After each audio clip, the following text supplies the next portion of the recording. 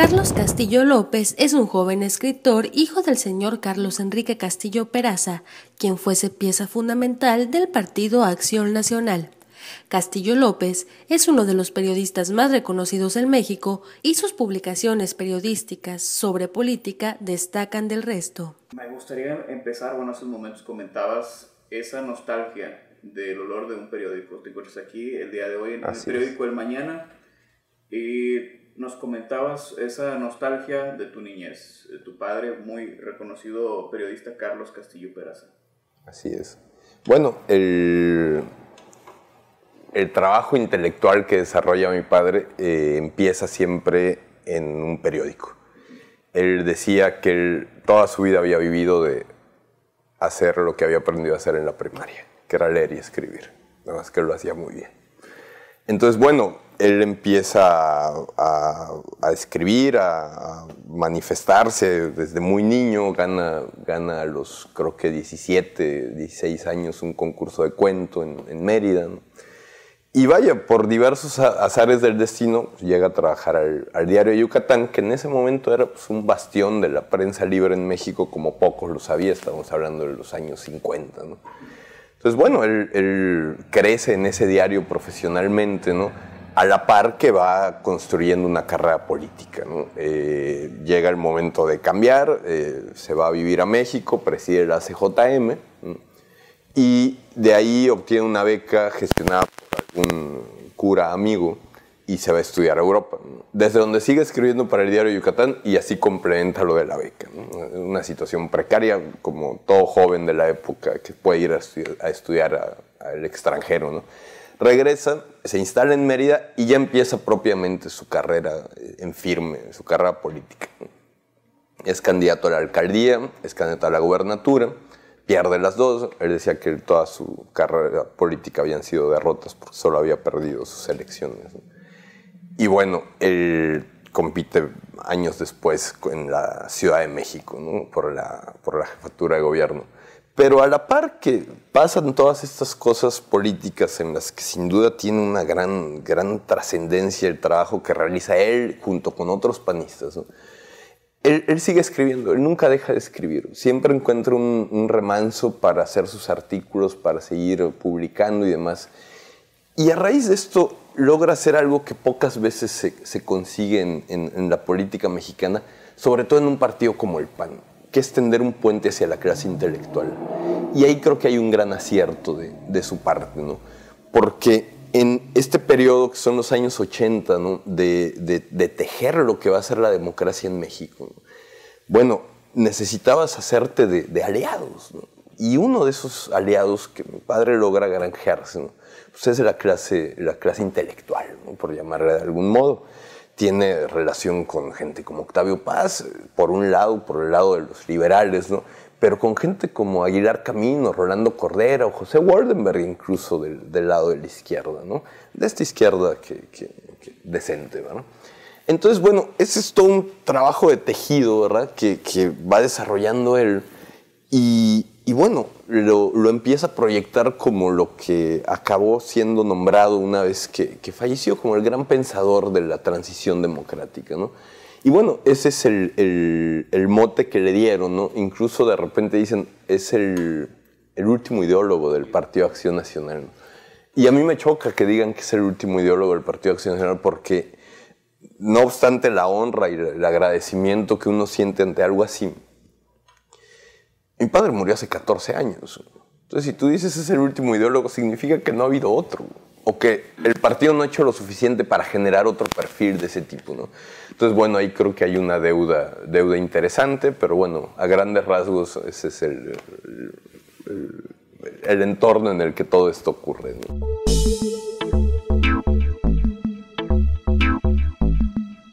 Las Ideas Fuerzas es una colección que edita el PAN y que surge a raíz de responder a la pregunta ¿cómo vamos a mantener la difusión de nuestras grandes ideas, ¿no? Entonces, volúmenes de Ideas Fuerza hay desde Manuel Gómez Morín hasta Carlos Abascal, ¿no? Pasando por todo el santoral panista, ¿no? Efraín González Luna, Efraín González Morfín, Abel Vicencio, son 9 o 10 títulos, ¿no? Que fueron muy muy útiles, ¿no? En el sentido de que pues, la gente empezó a tener un acceso rápido, un acceso relativamente sencillo a una doctrina que al final de cuentas es una filosofía. Esto, digamos, masificó la doctrina del PAN o la difundió mucho, pero tuvo un efecto contraproducente, ¿no? Que me parece que responde a la segunda pregunta. El efecto contraproducente es que ahora todo el mundo dice, y como dijo don Manuel, y viene la frase célebre, y como dijo Adolfo Chrysler, y viene la frase célebre. Pero, ¿cuándo se dijeron esas frases? ¿En qué contexto se dijeron esas frases? ¿Ante quién se dijeron esas frases? No es simplemente tomar un puñado de frases bonitas y repartirlas como salero en un discurso o en una conferencia, ¿no? O sea, si tú hablas de que el partido tiene una doctrina, ¿no? Y tú solo estás repitiendo las frases bonitas de esa doctrina, estás perdiendo esa doctrina. Kundera, Milán Kundera, lo cita muy bonito en la inmortalidad. Hay un capítulo de inmortalidad que se llama La Imagología, donde habla de cómo el marxismo se echa a perder. El marxismo, de ser un corpus filosófico completo, se masifica. Y entonces hay que hacer un libro que explique el libro de Marx, ¿no? ¿Ya? Se reduce. Y ya que se masifica más, hay que hacer un librito que explique el libro mediano, que explique el libro grande. Luego se hace un folleto. Y al final acaban hasta la victoria siempre Che Guevara, ¿no? Eso es terrible. Y ninguna doctrina está a salvo de que le pase. Y yo creo que este tipo de productos, si bien en un momento sirvieron, son una puerta de entrada. O sea, tú no puedes decir, yo sé filosofía griega, ¿no? porque Sócrates dijo, ¿no? Eso no es saber, ¿no? Lo mismo pasa en el PAN, ¿no? Entonces, ¿cómo? Yo no sé qué pensaría mi padre de lo que vive el partido, ¿no? Pero lo que sí te puedo decir es que ante digamos, elemento aglutinador y fundamental del partido, sí estaría detectando un problema grave porque no hay una generación de ideas, ¿no? Que esté respondiendo a lo que el PAN está necesitando hoy. O sea, sigue citando gente que prácticamente toda está muerta, ¿no? Y no hay alguien que tú digas, órale, esta persona está actualizando o está aplicando el humanismo del siglo XXI, está viendo cómo, ¿no? O sea, hay ahí una falta del partido que yo creo que es muy importante que se subsane, ¿no? O sea, que se remedie pronto, ¿no? El riesgo de no hacerlo, bueno, puede ser en que la siguiente playera que veamos sea seguimos continuando Manuel Gómez Morín, ¿no? O sea, bueno, ahora hablemos de ti. ¿Cuál es el motivo de tu visita? Bueno, a mí me invitó Alfredo Arcos, de la Dirección de Cultura del municipio, del ayuntamiento, a presentar este libro, El acento en la palabra, de mi padre, que es una compilación de conferencias que él dicta sobre la transición política mexicana, ¿no? El libro está dividido en 3 capítulos. Bueno, el libro se presenta mañana a las 6 de la tarde. Está dividido en 3 capítulos. El primero son 5 conferencias que él pronuncia en Georgetown, ¿no? En un seminario que da entre finales del 96, principios del 97, sobre la transición política mexicana, ¿no? Donde ya puedes empezar a ver que el vaticinio de que pues, el sistema se va a cambiar, ¿no? La alternancia en la presidencia de la República va a llegar, y va a llegar de la mano del PAN, ¿no? Él ya empieza a esbozar esta idea, ¿no? Y a defenderla, a argumentarla. Y bueno, las conferencias que se reúnen, que son bastante sabrosas, ¿no? Narran mucho el camino, digamos, del PAN en este trabajo de la alternancia, el trabajo, lo que hace el partido, ¿no? Desde los años 40 que empieza a tener sus primeros, ¿no? Cómo el PAN construye una agenda legislativa sólida, ¿no?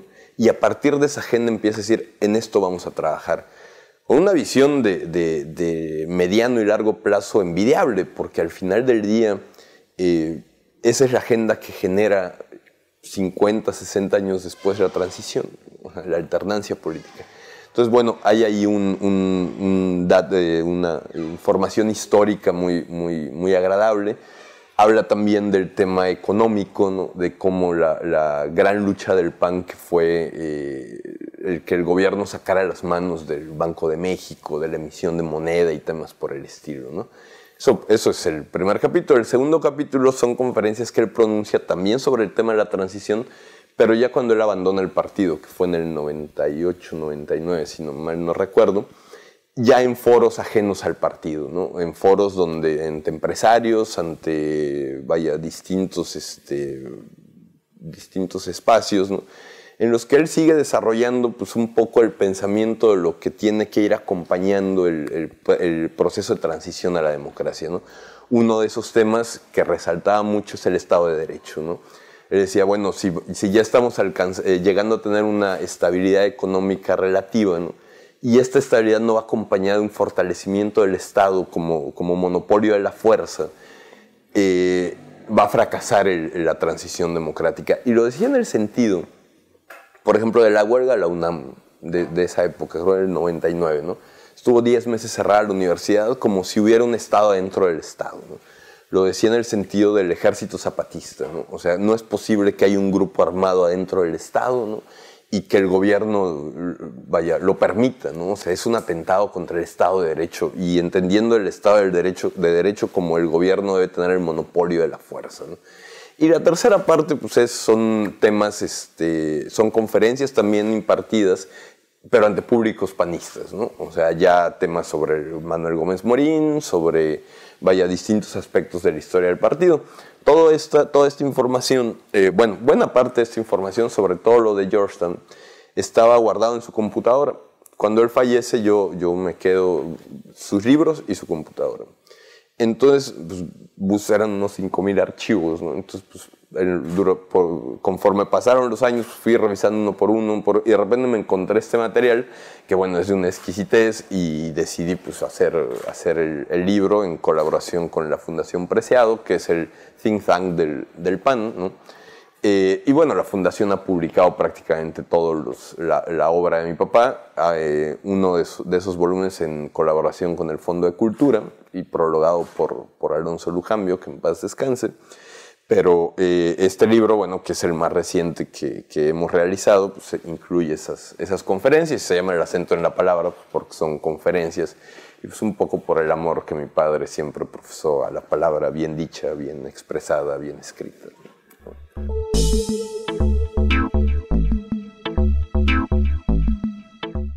Cuando desayunas, comes y cenas política durante toda tu infancia y adolescencia y sales al mundo, ¿no? Lo que quieres es no volverlo a probar jamás, ¿no? Entonces yo tuve una época en la que no tenía nada que ver con el tema de la política, ¿no? Incluso una época cuando mi padre era candidato en el que él representaba todo aquello contra lo que yo luchaba, ¿no? Con mis playeras del Che, por supuesto. Pero pues poco a poco uno madura, ¿verdad?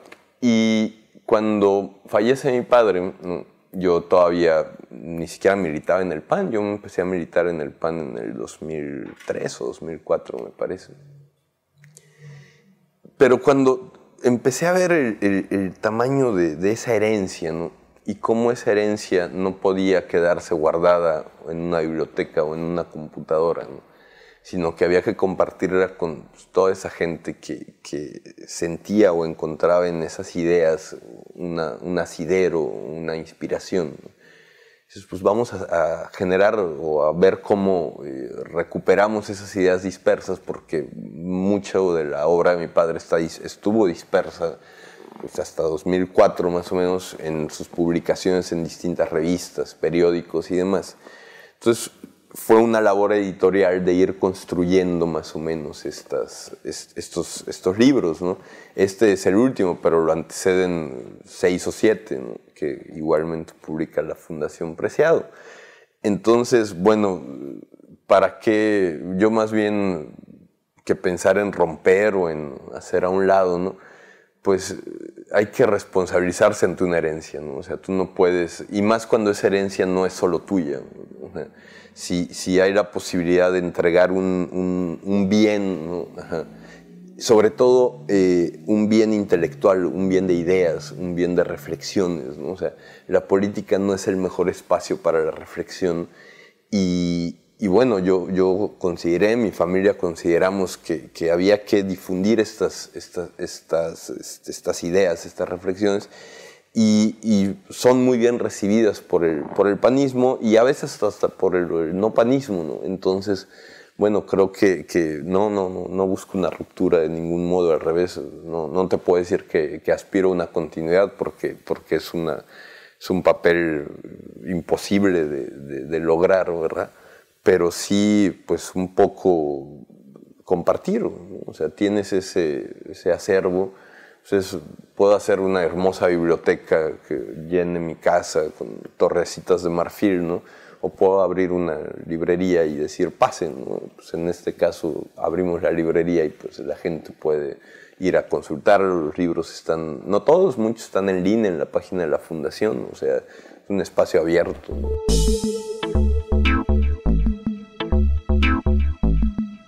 Yo te digo, entré 2003, 2004, no me acuerdo muy bien. Y tomé un curso, ¿no? Pasé un examen, ¿no? Yo trabajaba en un despacho de diseño, ¿no? Y quien dirigía en ese momento la fundación, que era Germán Martínez, me encontró en ese despacho y me dijo, ayúdanos a hacer la revista de la fundación, que se llama Bien Común. Y yo ni siquiera trabajaba físicamente ahí, entré de editor, ¿no? Yo compartía los valores del partido, pues había crecido con ellos, no conocía a otros, vaya, ¿no? O los que había conocido no me habían convencido, ¿no? Entonces, cuando empiezas a ahondar en la doctrina del humanismo, yo estudié filosofía, entonces pues, ves qué es lo que casa con lo que tú crees, ¿no? Y que tienes la opción de, insisto, quedarte en una torre de marfil reflexionando sobre el mundo o pasar a la acción política. Ahora, la acción política tiene trincheras distintas, ¿no? Trincheras es una palabra fea. Tiene espacios de acción distintos, ¿no? Y yo siempre, bueno, desde chico me gustó mucho el tema editorial, ¿no? Yo en la secundaria decía, yo quiero dedicarme a leer y escribir, ¿no? Y hoy, gracias a Dios, me puedo dedicar a eso. Y yo encontré que el partido tenía un área editorial, ¿no? Que a nadie le importaba porque no te proyectaba para ser diputado. O sea, estabas detrás de un escritorio con un altero de papeles, ¿no? Y tienes una fecha de entrega para la revista y tienes una fecha de entrega para el libro y tienes, o sea, no es como sentarte en un escritorio y placearte por pidiendo el voto, ¿no? O sea, es otra trinchera para gente que sin duda debe tener o tiene aptitudes para eso. Yo no me imaginaba arengando a una multitud en un meeting pidiéndoles el voto. En sí, la vez que lo hice fue desastroso, ¿no? Entonces yo me quedé en esa parte editorial que te digo, no es hasta una labor medio ingrata porque nadie lo quiere hacer. Vaya, lo han de conocer ustedes, el mundo editorial, ¿no? Entonces, bueno, yo empecé a hacer esta revista, ¿no? Empecé a escribir en periódicos, temas de cultura. Yo todavía me resistía un poco, ¿no? O sea, no me sentía como totalmente a gusto, enganchado. Hacía reseñitas de libros, tenía una columnita en el periódico que se llama La Crónica, de cultura, de temas culturales, ¿no? Y de pronto, cuando gana Felipe Calderón la presidencia, un día me llama de la casa de transición y me dice, oye, a ver, ven, hay que hablar contigo. No, pues hay que hacer el libro de discursos de la campaña. Ah, pues está muy bien. Entonces me entregan un legajo así de 3,000 páginas de discursos, ¿no? Oye, y es que urge, ¿no? Sí, claro, siempre urge, ¿no? Se empieza a revisar el material y pues no es un secreto. La gente repite el mismo discurso en muchos lugares, ¿no? Pero lo va adaptando a las condiciones de cada lugar. Las ideas de fondo son las mismas. Entonces, si yo hago un libro con estas 3,000 hojas, voy a hacer un libro en el que 3,000 hojas van a decir técnicamente, o sea, es un desperdicio. Entonces, pedí que me seleccionaran los discursos más importantes. A ver, ¿cuáles son los discursos más emblemáticos de una campaña, ¿no? El cierre, el lanzamiento, no sé, ¿no? El que estaba ahí. Yo no estuve en la campaña, no tenía ni idea. Entonces, bueno, ya con ese material se hace el libro. Recibo una siguiente llamada, ¿no? Oye, ven rápido a la oficina. Ahí voy con mis galeras, ¿no? propuestas de portada y todo. Dice, no, haz eso a un lado, ayúdanos a hacer un discurso. Era el discurso de toma de posesión cuando le iban a dar su constancia en la corte, el tribunal electoral. No, pues bueno, yo había editado algunos libros del PAN, ya tenía como cierto empanizamiento, ¿verdad? Y de ahí me fui a trabajar a Los Pinos, a escribir discursos para el presidente. Una labor abrumadora, ¿no? Súper interesante, ¿no? Pero muy cansado, ¿no? Te consume 18 de las 24 horas del día, ¿no? Cuando el gobierno está empezando, todo es un caos, ¿no? Nadie sabe dónde está nada, ¿no? Estuve un año, me fui, volví a mi despacho de diseño tranquilamente, así como, pues qué bonita experiencia. Me volvieron a buscar para dirigir la revista interna del partido que se llama La Nación. La Nación la fundó Carlos Septién en el 41, ¿no? Una de las revistas más antiguas de México. Y un remanso si se va a escribir una historia del fraude electoral en México, el único lugar donde se puede consultar esa historia es en La Nación. No había quien publicara lo que pasaba, ¿no? Entonces yo asumo esa responsabilidad, pues, contento de poder desarrollarlo, ¿no? Estoy 4 años allá y me llaman a dirigir el área editorial de la Fundación Preciado, donde ya me siento mucho más a gusto en un tema mucho más académico y demás, ¿no? Pues mi militancia ha sido de trabajo. Eso he hecho como militante, ¿no? Libros y revistas, ¿no? Durante los últimos 10 años. Entonces, panista de calle, no, pues no me puedo decir panista de calle porque no, yo no he repartido volantes. Bueno, de niño repartía volantes con mi padre, pero nada más, ¿no? Yo no he colgado mantas, o sea, yo soy un panista burgués, si quieres verlo así, o de escritorio. Sí soy, lo puedo decir y lo digo con orgullo, porque además ha sido un escritorio que insisto, poca gente quiere asumir. Y que el PAN necesita mucho, ¿no? Al final de cuentas, el PAN dice de sí mismo ser una escuela de ciudadanos. Bueno, la escuela sin libros no funciona, ¿no? Entonces, esa ha sido la labor.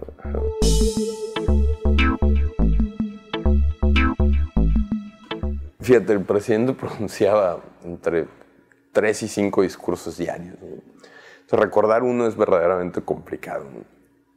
Y era un equipo de redactores, donde había economistas, había historiadores, había sociólogos, ¿no? Era un grupo de 8 o 9 personas. A mí me tocaban 2 géneros de discurso, ¿no?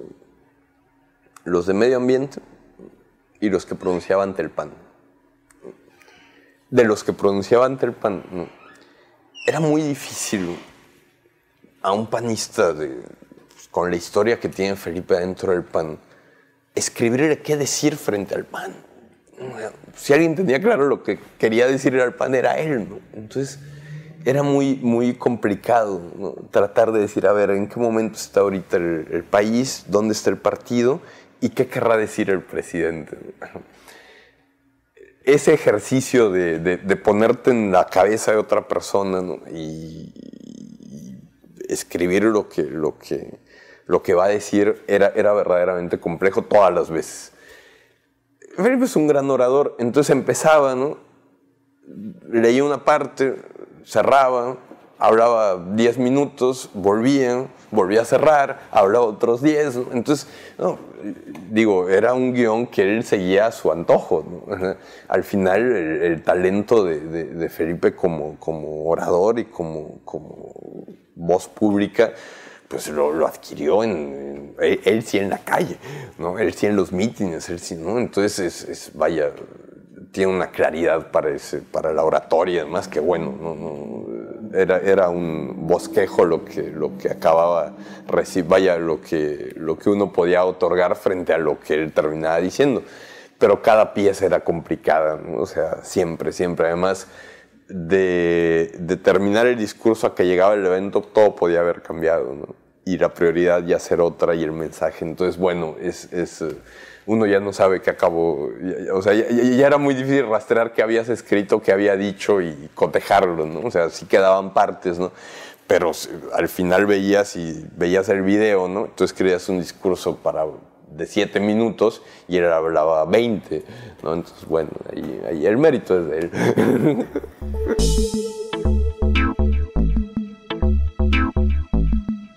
Empiezo por la de mi padre, y es tan simple como el orgullo de ser panista. Y la mía te la voy a cambiar por una anécdota. Cuando yo llegué al PAN, alguien me dijo, tienes unos zapatos muy grandes que llenar. Y yo le respondí, no, yo traigo los míos. Y son tenis y me gustan más. Así. Muy bien. No, hombre, gracias a ustedes.